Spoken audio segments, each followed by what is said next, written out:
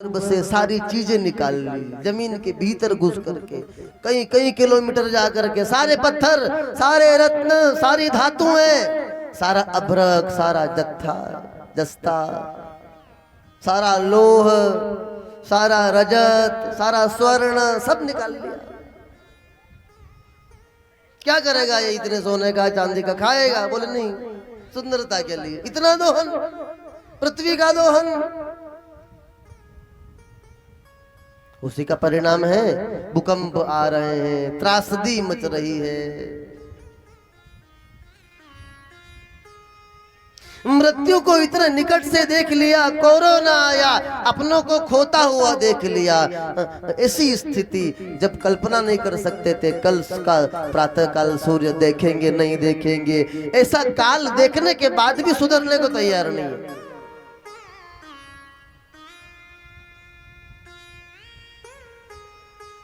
सनातन संस्कृति को नुकसान पहुंचाने पे अड़ा हुआ है। प्रकृति का संरक्षण तो नहीं कर सकता, लेकिन कभी किसी ने सुंदर पेड़ पौधे नहीं लगाए होंगे, कभी बहुत ज्यादा किसी ने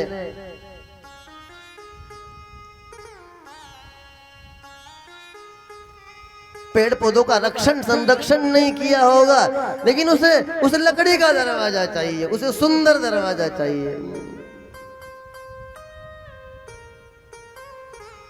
सुंदर तकत चाहिए। केवल अपने स्वार्थ में वो पेड़ कटवाए जा रहा है और उसका परिणाम देखा, उसका परिणाम यही है। इस बार की गर्मी में आपने देख लिया कितनी भीषण गर्मी पड़ी, कूलर नहीं मिले, कूलर के स्टॉक खत्म हो गए सारे, इतनी गर्मी।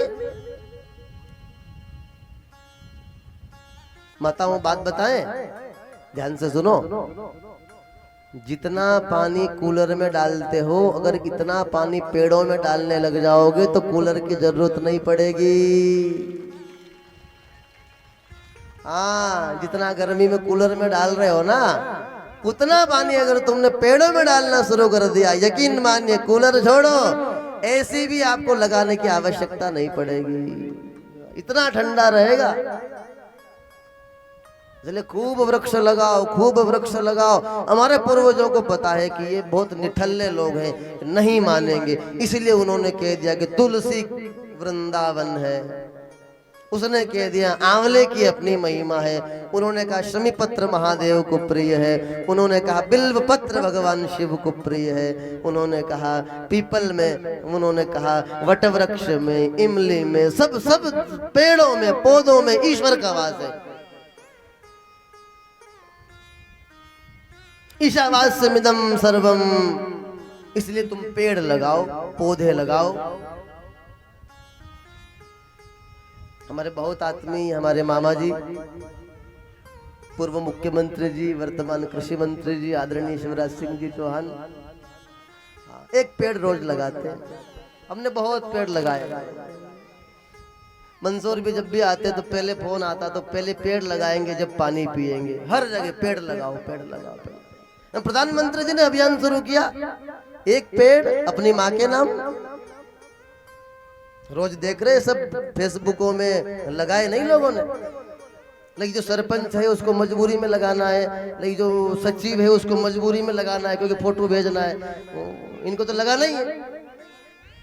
लेकिन रुचि लेकर के अंदर से भीतर से जुनून के साथ नहीं लगे, वरना ये राजस्थान ऐसा सूखा सूखा दिखाई देता है। एक देवतुल्य महापुरुष मिला, उसने कह दिया लगाओ पेड़, अपनी अपनी माँ के नाम लगाओ। अरे ये माँ को जीते जी एक लोटा पानी नहीं पिलाते, ये क्या पेड़ लगाएंगे? लेकिन जो समझते हैं उन लोगों ने बहुत पेड़ लगाए, लगे पेड़ प्रकृति के संरक्षण के लिए, संवर्धन के लिए। जो समाज सेवी हैं, जनप्रतिनिधि हैं, जो उदारवादी हैं, जो मनीषी हैं, बुद्धिजीवी हैं, ज्ञानी हैं, गुणीजन हैं, प्रबुद्ध हैं, उन्होंने कटिबद्धता से, कर्मठता से पौधे लगाए। हमारी गौशाला में भी बहुत पेड़ लगे। और एक बड़ा कॉन्सेप्ट है, देखो एक बात बताएं आपको, आप अपने बेटे को बहुत बड़ा घर बना के दे दो, उस घर के ऊपर आपका नाम लिखने वाला बेटा लिखवाता है कि लिखो मारे पापा को नाम? अरे लिखवाता है कि बोलो नहीं है तो यूं करो या यूं करो, कहीं तो करो, खाली बैठे बैठे देख रहे हैं। लेकिन हमारे प्रधानमंत्री जी जिसका घर बनवाते उसके आगे लिखवाते लिखो इको नाम, किसका घर है। हमारे प्रधानमंत्री जी जिसका भी घर बनवाते हैं उस हर मकान के आगे आपको लिखा हुआ मिलेगा ये घर इनका है। लेकिन आप 10 करोड़ की बिल्डिंग भी बनाओ तो आपके बेटे आपका नाम लिखाने वाले। हाँ, हमारी गौशाला में भी बहुत लोगों ने पेड़ लगाए और जिसने जिसने पेड़ लगाया है उस प्रत्येक जाली पे उसका नाम लिखा हुआ है। मर भी जाओगे, मिट भी जाओगे तो भी वो पेड़ 100 साल रहेगा, वो तुम्हारा नाम अमर कर देगा। इसलिए खूब पेड़, प्रकृति का संरक्षण, जल का संरक्षण जितना अधिक से अधिक हो सकता है। हाथ धो रहे हैं, नल चालू है तो थोड़ा सा प्रयास करो कि जब तक साबुन लगा रहे मसल रहे तब तक उसको बंद कर दो। चालू कर दिया, दड़ड़ दड़ड़ पानी गिर रहा है, थोड़ा गीला करके साबुन लगाने में मस्त है, मसलने में मस्त है और 5 मिनट तक 10 लीटर पानी का सत्यानाश कर दिया है। भगवान की कृपा हो गई, नर्मदा ने कृपा कर दी, क्षिप्रा में मिल गई, क्षिप्रा ने कृपा करी, चंबल में मिल गई, चंबल ने कृपा करी, राजस्थान में थोड़ी सी आ गई और फिर सारे जनप्रतिनिधियों के प्रयास तो पाइप पाइप पाइप पाइप में यहाँ तक पीने को पानी मिलने लगा तो तुम तो डोलने लगे हैं। खरीद के देखो शाहपुरा जाके एक बोतल पानी, इतना ज्यादा, इतना दुरुपयोग। दांत मंजन कर रहे हैं, नल चालू ही, नल चालू है। हमारे अभी पितृपक्ष चल रहा है, जल की कीमत कभी पूछना हो, और राजस्थान में तो बहुत देवता आते हैं, मध्य प्रदेश में उतने नहीं आते, यहाँ ज्यादा आते हैं। ऐसे किसी की छाती पे चढ़ के आ जाते हैं पूर्वज, उनको पूछना पानी की कीमत क्या है, वो कह देंगे कि तुम इतना सा जो हाथ में लेके देते हो ना हमको उतना ही मिलता है। पितृपक्ष चल रहा है अभी, जल की इतनी कीमत है, पर हमारे यहाँ तो बह रहा है, बह रहा है। कहीं पाइप फूटा है तो फूटा है, कोई ध्यान देने वाला नहीं, जा रहा है नालियों में।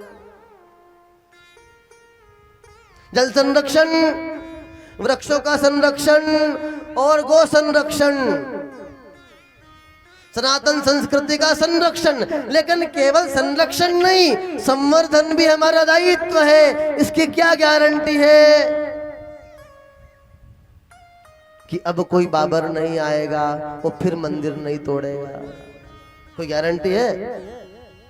तो केवल हम बनाते जाएंगे और संरक्षण की जिम्मेदारी हमारी नहीं है तो फिर कैसे काम चलेगा?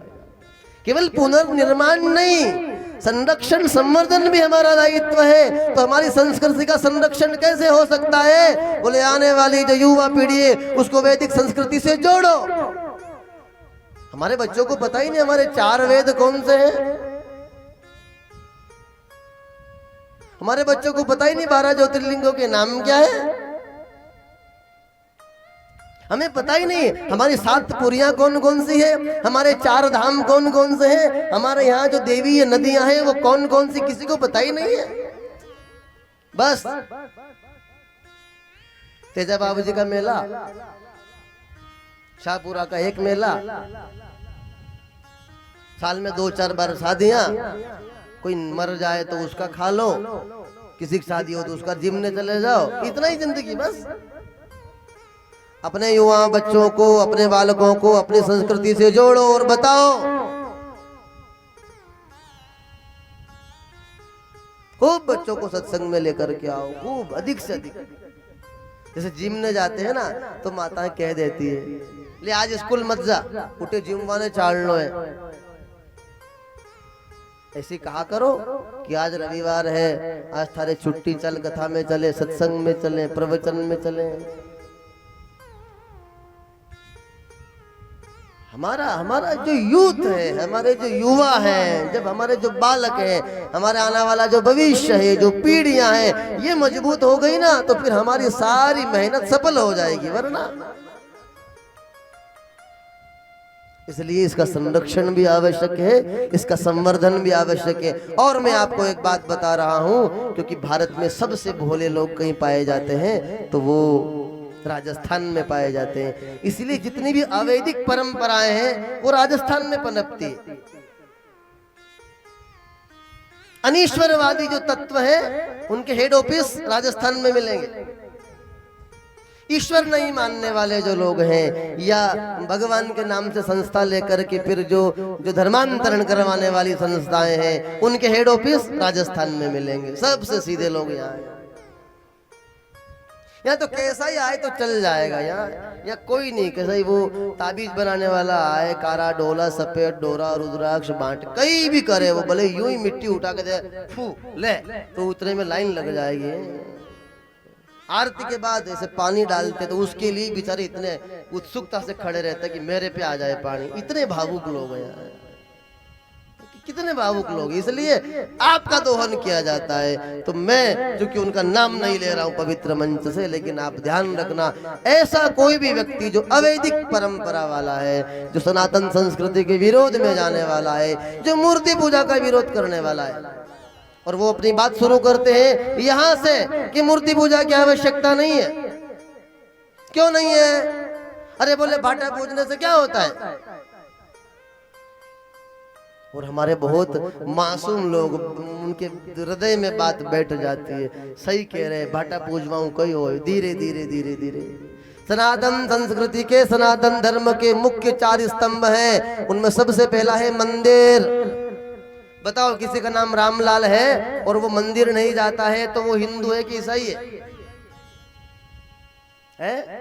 नाम किसी का भागीरथ है, नाम रामचंद्र है, नाम उसका गोविंद है, लेकिन वो मंदिर नहीं जाता है, तो बताओ, उसके शिखा नहीं है, सूत्र नहीं है, उसके तिलक नहीं है। सबसे पहला है मंदिर। इसलिए जितने भी विधर्मी हैं वो चाहते हैं कि आप मंदिर जाना पहले बंद करो। दूसरा है यज्ञ। इसलिए लोग कहते हैं ये आग में घी डालने से क्या होता है? कहां घी बगाड़ रहा?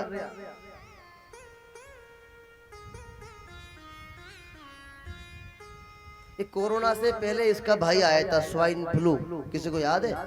2-4 साल पहले स्वाइन फ्लू। मतलब डॉक्टर ने कहा कपूर की धुआं को, कपूर को और वो ये घी और जौ तल इसका थोड़ा सा करके आग में डाल के कमरे में रखो, जिसको स्वाइन फ्लू हो गया है। और लौंग और अदरक, वो क्या, थोड़ा सा कपूर और लौंग सब यहाँ बांधो, इलायची सूंघते रहो दिन भर। बहुत लोगों ने किया।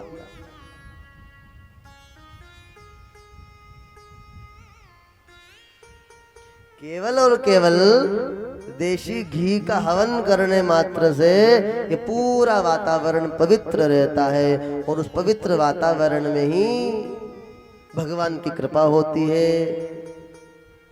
यज्ञात् भवति पर्जन्यो, उसी से बारिश होती है।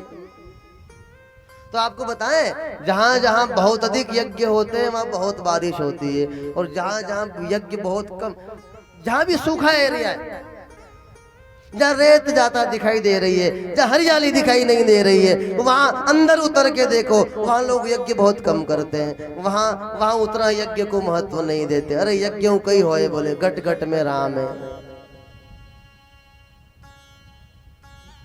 इसलिए यज्ञ बंद करवाने के लिए भी तीसरा हमारा महत्वपूर्ण जो स्तंभ है वो गौशाला।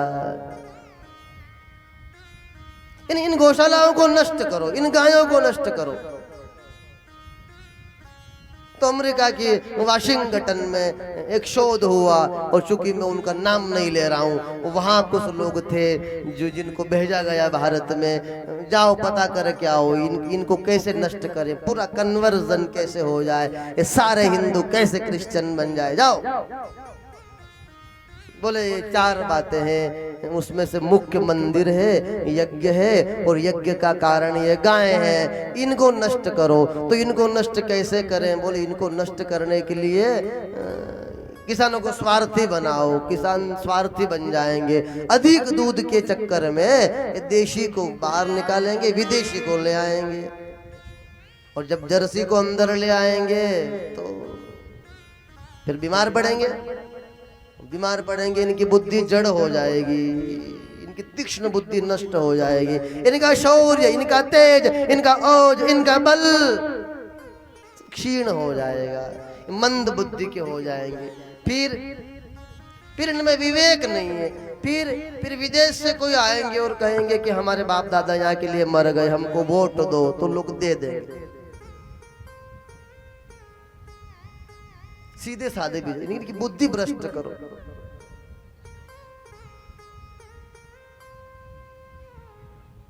गौशालाएं नष्ट करो, इन गायों को नष्ट करो। इसलिए गायों के प्रति अश्रद्धा, धड़ल्ले से गोवध।